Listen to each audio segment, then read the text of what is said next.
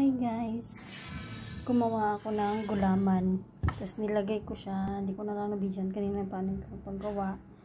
Ito na siya, tigas na siya guys, hihiwain ko na siya, ganyan na siya. Oh.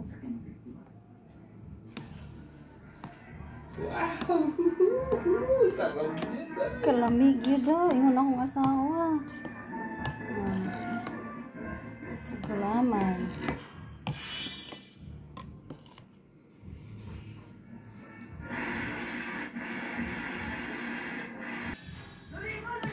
Ayan na, nahiwa ko na siya kanina. Itlitin na natin.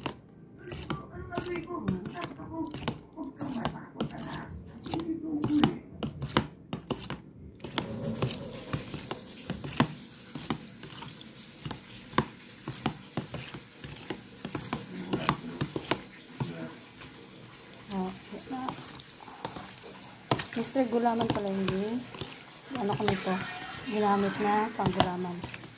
Ano siya guys? Thank you for watching. God bless. See you in my next video.